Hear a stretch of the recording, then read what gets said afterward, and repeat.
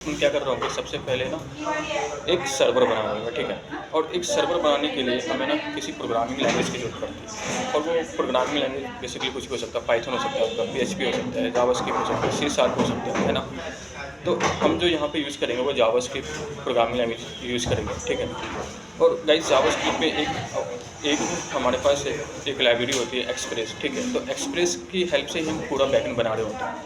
तो guys express की help से हम पूरा बैकएंड बना रहे होंगे, ठीक है। तो यहाँ पे मैं एक लिख भी देता हूँ कि हम एक्सप्रेस की हेल्प से एक लाइब्रेरी पूरा सर्वर प्रोग्राम बना रहे होंगे, ठीक है। तो गाइस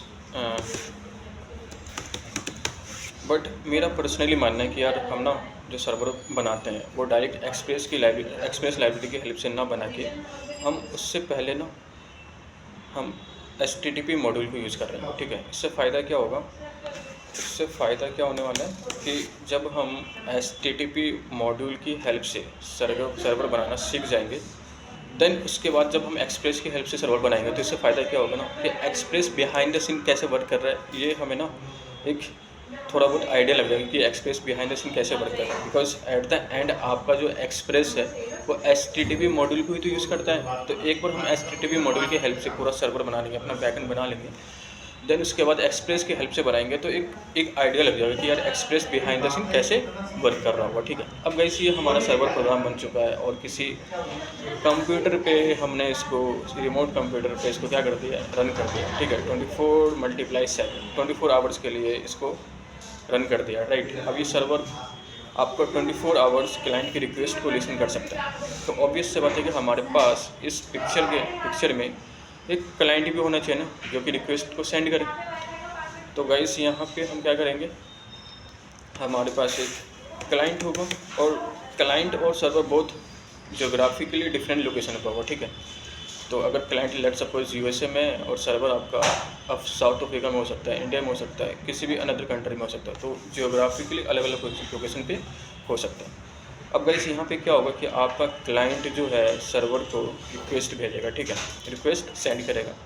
तो उस रिक्वेस्ट के बदले में सर्वर क्या करेगा, एक रिस्पॉन्स बैक करेगा, ठीक है, एक रिस्पॉन्स बैक करेगा। क्लाइंट की रिक्वेस्ट आएगी, रिक्वेस्ट आने के बाद गाइस सर्वर उस रिक्वेस्ट को क्या करेगा, प्रोसेस करेगा। प्रोसेस करने के बाद आपका सर्वर इस क्लाइंट को क्या देगा, रिस्पॉन्स बैक करेगा, ठीक है।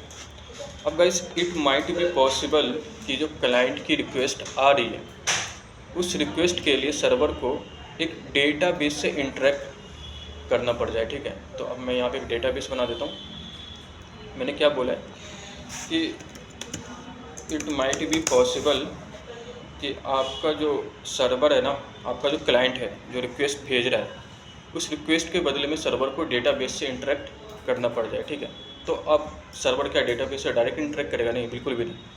यहाँ पे हम क्या करेंगे, एक लेयर लगा देंगे। क्या लगा देंगे, एक लेयर लगाएंगे, ठीक है। सर्वर और डेटाबेस के बीच एक लेयर लगाएंगे और उस लेयर का नाम क्या है, डेटाबेस मैनेजमेंट सिस्टम। क्या नाम है इसका, डेटाबेस मैनेजमेंट सिस्टम, DBMS, ठीक है।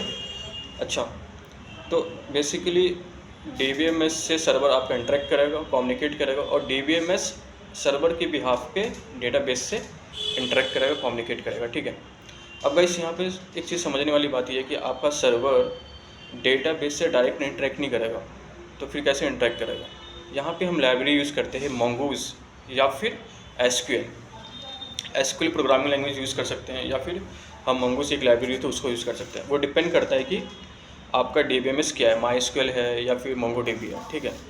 तो गाइस अगर DBMS आपके पास, आपका जो DBMS है लेट सपोज कि वो MySQL है, तो उस केस में आपका सर्वर जो है ना DBMS से जो इंटरेक्ट करेगा वो क्या होगा, SQL होगा। क्या होगा,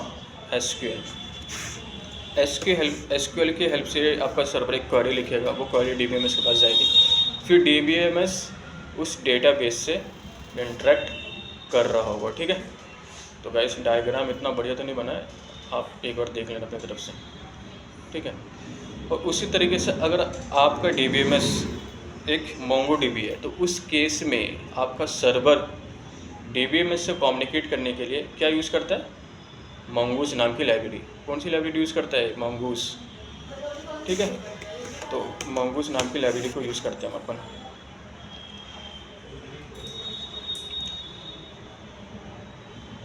हाँ, अब सही लग रहा है, ठीक है।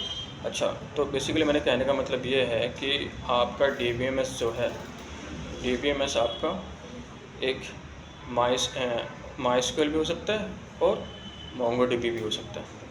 तो यहाँ पे अपन MySQL बना देते हैं, MySQL, और यहाँ पे क्या बना देंगे, यहाँ पे बना देंगे अपन MongoDB। तो अगर आपका DBMS MySQL है तो सर्वर DBMS से कम्युनिकेट करेगा SQL की हेल्प से, और अगर DBMS आपका MongoDB है तो उस केस में सर्वर DBMS से कौन सी लाइब्रेरी को यूज़ करेगा, Mongoose नाम की लाइब्रेरी को यूज़ करेगा, ठीक है। एंड देन DBMS आपके डेटाबेस से इंटरेक्ट करेगा। तो गाइस इस तरीके से आपका क्लाइंट सर्वर आर्किटेक्चर आपका वर्क करता है, ठीक है।